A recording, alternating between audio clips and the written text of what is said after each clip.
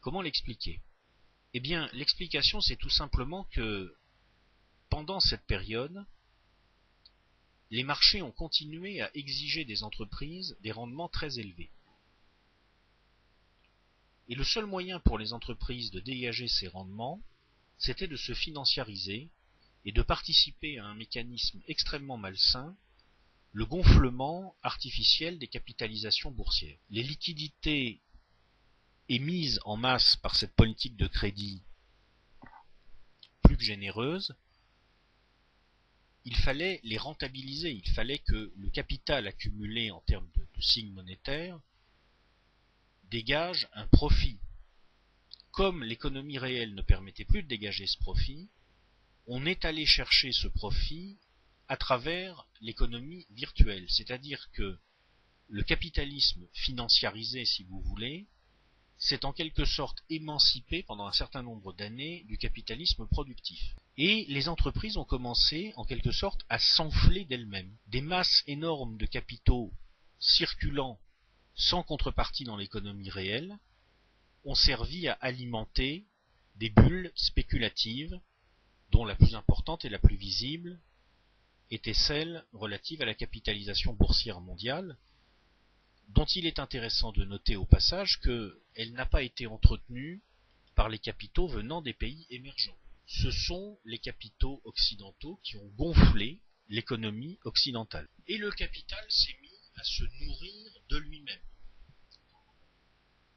Si vous regardez par exemple deux notions qui sont proches, le taux de financiarisation et le taux de distribution de l'EBE dans les entreprises non financières, vous voyez que sur la période 1980-2006, ces agrégats qui traduisent, si je fais au plus court, la façon dont le capital se rémunère lui-même, ne cessent de croître.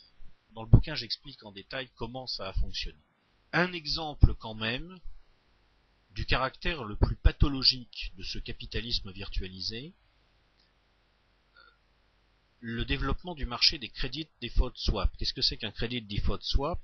C'est une assurance que vous prenez auprès de quelqu'un, à qui vous dites en quelque sorte, voilà, je vais t'assurer pour le risque de défaillance d'un de tes débiteurs, et en échange tu vas me rémunérer. Entre 2001 et 2007, ce marché, qui 2001 est quasiment inexistant, explose jusqu'à atteindre 50 000 milliards de dollars et plus, c'est-à-dire que c'est un marché qui est presque aussi gros que l'économie mondiale. Donc on en est arrivé à un point où non seulement on fait de l'argent sur l'argent sans lien avec l'économie productive, mais en plus on se met à faire de l'argent sur la probabilité que les bulles spéculatives explosent. Et bien sûr, derrière tout ça, ce qu'on trouve, c'est le problème de savoir comment on va rémunérer ces énormes masses de capital en surplus qu'on a fabriquées à la va-vite pour cacher le fait qu'il n'y avait plus de croissance réelle. Un exemple particulièrement net de cette accumulation de capital, c'est le plus visible, c'est pas le plus important en fait, mais c'est le plus visible, les réserves des banques centrales, qui passent sur la période, entre 2000 et 2008, de 1000 à pratiquement 7000 milliards de dollars. L'essentiel de cet argent, c'est intéressant de le noter au passage, se trouve aujourd'hui en Asie. Et ça, croyez-moi, on en reparlera. Une des questions qu'on peut quand même légitimement se poser, c'est que, étant donné qu'il est évident que ce schéma est complètement absurde, étant donné qu'il est évident, si vous voulez, que les bulles qu'on est en train de faire croître par la fabrication d'argent sans contrepartie physique ne peuvent pour finir qu'imploser, étant donné qu'il est évident que cette implosion va être catastrophique, on peut quand même se demander pourquoi les dirigeants l'ont laissé faire. Alors là, il y a plusieurs niveaux de réponse. Le premier niveau, le plus évident, c'est tout simplement que les dirigeants y avaient intérêt. Par exemple, si vous vous amusez à comparer l'évolution du PIB français, euro courant, l'évolution du CAC 40 et l'évolution des revenus annuels des 50 plus grands patrons français entre 2003 et 2007, vous voyez très bien que les revenus annuels des 50 plus grands patrons ont cru plutôt à la vitesse du CAC 40, et pas à la vitesse du PIB français. C'est-à-dire qu'une première explication toute simple de ce mécanisme, c'est que les classes dirigeantes ont constaté que leurs revenus à elles dépendaient de l'économie virtualisée, dépendaient de la création de valeur, si vous voulez, sans création de richesse, et donc elles ont accepté ce découplage absurde entre valeur et richesse parce que c'était tout simplement leur intérêt financier. C'est un premier niveau de lecture, et même si on va approfondir après et voir qu'il y a peut-être d'autres raisons, c'est un niveau de lecture qu'on ne peut évidemment pas balayer d'un revers de main. Une parenthèse simplement pour dire que ce qu'on vient de voir sur les économies occidentales au sens large est vrai aussi à peu de choses près au niveau des entreprises françaises, avec là encore, comme chez les particuliers, le même phénomène d'évolution plus nuancée, plus raisonnable, l'endettement des entreprises françaises, moins financiarisé que leurs homologues anglo-saxonnes, étant resté tout de même dans des limites plus acceptables. Je ne vais pas rentrer dans les détails techniques de la façon dont on mesure l'endettement des entreprises. Je renvoie là encore l'auditeur au bouquin, mais ce qu'il faut bien mémoriser tout de même sur cette histoire d'endettement des entreprises, c'est que quand une entreprise est en dette, ça peut vouloir dire beaucoup de choses. Elle peut être en dette à l'égard d'autres entreprises du même groupe. Pour les entreprises françaises, par exemple, ça représente plus de 20% de la dette. Elle peut être en dette à l'égard du secteur financier, ou elle peut être en dette à l'égard des agents économiques autres que les entreprises. Dans l'ensemble, ce qui s'est passé ces dernières décennies, c'est que les entreprises productives sont progressivement tournées en dette à l'égard des entreprises du secteur financier, et que simultanément, les dettes intragroupes ont cru dans de très fortes proportions, encore plus fortes aux États-Unis qu'en France, de sorte qu'on arrive dans une situation qui est assez malsaine, où il devient difficile de faire la distinction entre la finance de marché et la finance d'entreprise. Voilà, très schématiquement pour les entreprises. Malheureusement, je n'ai pas le temps dans ce rapide exposé d'aller plus loin. Si on s'intéresse maintenant aux États, on a vu ce qu'il en était des particuliers, ruinés aux États-Unis, pas encore ruinés mais pas très vaillants en Europe, on a vu ce qu'il en était des entreprises entrées dans un modèle de virtualisation absurde et de moins en moins modélisable et contrôlable. Si on s'intéresse maintenant aux États, alors Dieu sait qu'on nous bassine en France sur la dette publique française. Bon, on a un vrai problème de dette publique en France. Attention, je ne dis pas qu'on n'a pas un vrai problème, mais si on élargit un petit peu l'horizon, on se rend compte que ce problème n'est pas spécifiquement français. Si vous regardez par exemple la dette publique en pourcentage du PIB, vous voyez que si on compare les États-Unis, la zone euro et la France, eh bien on est sur des évolutions tout à fait comparables. Et cette fameuse dette publique française dont on nous parle tellement, finalement, ça n'est que la traduction en France d'un phénomène mondial. On a un vrai problème, évidemment, parce que, au-delà de la dette publique affichée, il y a la dette cachée représentée par les systèmes de retraite. Toute l'évolution dont nous sommes en train de parler a un arrière-plan. Cet arrière-plan, c'est l'implosion démographique. Les sociétés occidentales deviennent de plus en plus vieilles. C'est d'ailleurs pour cette raison qu'elles ralentissent à tout point de vue, au point de vue des évolutions sociologiques, mais aussi au point de vue des évolutions économiques. C'est pour cette raison qu'elles vont fabriquer de moins en moins de croissance. Et c'est aussi pour cette raison que le remboursement des dettes va poser un énorme problème. Il y a aujourd'hui un peu moins de 2,5 actifs par inactif. Il y aura, dans une vingtaine d'années, un petit peu plus de 1,5 actifs par inactif. Le vrai problème, il est là. Le problème de fond, il est là. Et l'ensemble des traductions financières que nous allons donner ne fait très souvent que renvoyer par un miroir déformant les traits de ce problème de fond. Au cas particulier de la France, on nous parle beaucoup de la dette publique, on nous parle moins des stratégies qui expliquent aujourd'hui nos problèmes démographiques, en particulier les stratégies d'ingénierie sociale, et on ne nous parle pas du tout des conditions qui nous ont amenés dans cet état d'endettement. Aujourd'hui, alors ça dépend un petit peu de la façon de compter, mais entre 53 et 60% de la dette publique française est détenue par des acteurs étrangers. Des acteurs étrangers qui sont en grande partie les grands acteurs du marché financier. Comment en sommes-nous arrivés là? Alors là, c'est un petit peu technique, mais c'est intéressant. Il faut savoir que jusqu'au début des années 70, quand l'État avait un budget en déficit, il empruntait en quelque sorte auprès de la Banque centrale qui fabriquait de l'argent. Ce que nous appelons aujourd'hui les 30 Glorieuses, c'est-à-dire la période d'expansion qui va de 1945 à 1973, c'est tout simplement une période pendant laquelle, ayant pris acte des déséquilibres spontanés du capitalisme,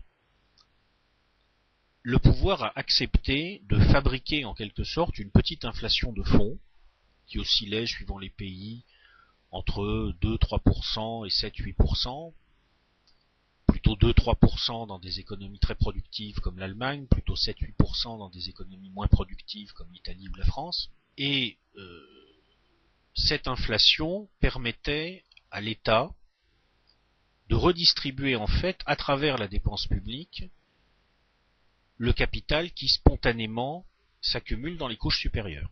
À partir du début des années 70, donc c'est à noter bien avant la victoire idéologique des néolibéraux dans les années 80, on change les règles de la dette publique.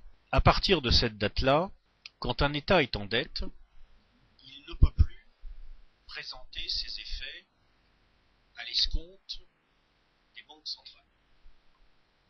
Le mouvement s'étale entre la fin des années 60 et 1975, ça va plus ou moins vite selon les pays. En France, ça se fait surtout à la fin de la présidence de Georges Pompidou. À partir de ce moment-là, puisque l'État ne peut plus se financer par la fabrication de monnaie, quand il est en déficit, il doit emprunter. Et évidemment, la différence entre le financement par la fabrication de monnaie et le financement par l'endettement, ce sont les intérêts. Alors il est intéressant de comparer ce qu'est la dette publique aujourd'hui, qui est passée depuis une trentaine d'années d'à peu près 200 milliards d'euros à peu près 1200 milliards d'euros, tout ça en euros constants, avec ce que serait cette dette publique si on était resté sur les anciennes règles. Eh bien, si on était resté sur les anciennes règles, la dette publique française actuelle serait nulle. C'est-à-dire que la dette publique actuelle en France correspond aux intérêts composés versés depuis 30 ans. Au passage, on peut remarquer que si nous avions payé comme taux d'intérêt uniquement le taux d'inflation, nous aurions à peu près 700 milliards d'euros de dette. C'est-à-dire que non seulement notre dette publique est faite d'intérêts composés qui tiennent tout simplement à une décision sur les normes comptables, mais en outre, nous avons entre-temps versé 500 milliards d'euros, en quelque sorte, de bénéfices à des gens qui ont prêté à notre État, et cela sans risque, parce que aucun risque quand vous prêtez à un État comme la France. Donc, tout ça pose quand même un certain nombre de problèmes d'équité, parce qu'on ne voit pas très bien pourquoi la collectivité devrait rémunérer des gens qui ne prennent aucun risque. Alors voilà la toile de fond financière de la situation qui a été créée depuis un certain nombre d'années maintenant, et ce sera la première conclusion à laquelle je voulais vous amener. Tout ceci ressemble quand même bigrement à une politique délibérée de mise en dette des particuliers, des entreprises et des États. À quoi correspond cette politique? Pourquoi a-t-elle été entreprise? Pour l'instant, je ne réponds pas à la question. Simplement, je vous fais remarquer que toutes les évolutions dont nous venons de parler semblent correspondre à une politique de mise en dette délibérée. Alors pourquoi? Pour le comprendre, il va falloir nous éloigner un petit peu de l'économie financiarisée dont nous avons parlé jusqu'ici, et il va falloir nous intéresser à l'économie physique, parce que depuis 30 ans, il y a un certain nombre de mutations qui ont affecté l'économie physique, et qui expliquent en réalité, comme on va le voir, les choix qui ont été faits par les dirigeants au niveau de l'économie financiarisée. La plus importante mutation, c'est l'évolution de l'offre mondiale de main-d'œuvre. Depuis 1980, si on pondère les main-d'œuvre nationales par les exportations des différents pays, on voit que l'offre mondiale de main-d'œuvre a été multipliée par 3. Et la raison, c'est essentiellement que l'offre mondiale de main-d'œuvre venant de l'Asie de l'Est, c'est-à-dire pour l'essentiel de la Chine, a été multipliée par 10. Ça, c'est le fait structurant qui a conditionné tout le reste avec le problème démographique occidental. Depuis une trentaine d'années, le capital, qui a constaté que dans le rapport de force qu'il avait établi avec les travailleurs en Occident, il était défavorisé en quelque sorte par rapport à ce que pourrait être le rapport de force établi avec l'ensemble des travailleurs à l'échelle mondiale, eh bien le capital s'est activé, pour des raisons d'ailleurs qui viennent de mystérieux, qui tiennent simplement à la recherche de nos intérêts dans les acteurs, il s'est activé pour que l'économie occidentale cesse d'être occidentale et pour qu'elle devienne mondiale. La mondialisation, il faut bien le comprendre, ce n'est pas simplement un phénomène spontané. Il y a des raisons technologiques qui expliquent ce phénomène, mais il y a aussi une politique derrière. C'est une politique très simple qui consiste, pour dire les choses simplement, pour les riches, pour les patrons, à constater que ils sont riches par rapport aux peuples occidentaux, mais ils sont encore plus riches par rapport à l'ensemble de la population mondiale, et il y a là évidemment un réservoir de main-d'œuvre extraordinaire à exploiter. Et une très grande partie des évolutions que nous avons rencontrées depuis 30 ans s'explique par ce phénomène. Par exemple, l'immigration. Le poids de l'immigration dans la population active des pays développés est passé de 4 à 8% à peu près en 20 ans. Qu'est-ce que c'est cette immigration? Ce sont essentiellement des travailleurs peu qualifiés qu'on fait venir en Occident pour faire pression à la baisse sur les salaires pas ou peu qualifiés. Et c'est là qu'on va retrouver le phénomène de dérive inégalitaire dont on a parlé tout à l'heure et qui explique que tant d'Américains aujourd'hui soient quasiment ruinés. C'est tout simplement qu'on les a mis en concurrence avec des gens qui acceptaient des salaires beaucoup plus faibles qu'eux. Autre phénomène qui en fait traduit la même chose mais d'une façon différente, les délocalisations. Si on regarde le poids des importations intragroupes de produits semi-finis sur le PIB dans les pays occidentaux, on voit que ce poids, depuis 25 ans, ne cesse d'augmenter. Qu'est-ce que c'est une délocalisation? C'est au lieu de dire comme l'immigration, on fait venir du travail pas cher là où il y a du capital, eh bien on va envoyer le capital là où il y a du travail pas cher. C'est une politique délibérée et cette politique ne tient absolument pas ou très peu à l'agressivité des pays émergents. Par exemple, on voit très bien quand on regarde la composition du déficit commercial des États-Unis qu'une très forte proportion de ce déficit commercial, plus du tiers, près de la moitié selon les années, est liée au flux intra-firmes des multinationales américaines. En 2005, les multinationales américaines importent en flux intra-firme uniquement, c'est-à-dire je ne parle même pas de ce qu'elles ont fait produire en Chine et qui ensuite est acheté par quelqu'un d'autre aux États-Unis. Je parle simplement de ce qu'elles font produire en Chine, et enfin en Chine essentiellement, et qu'elles vont elles-mêmes acheter pour le ramener aux États-Unis.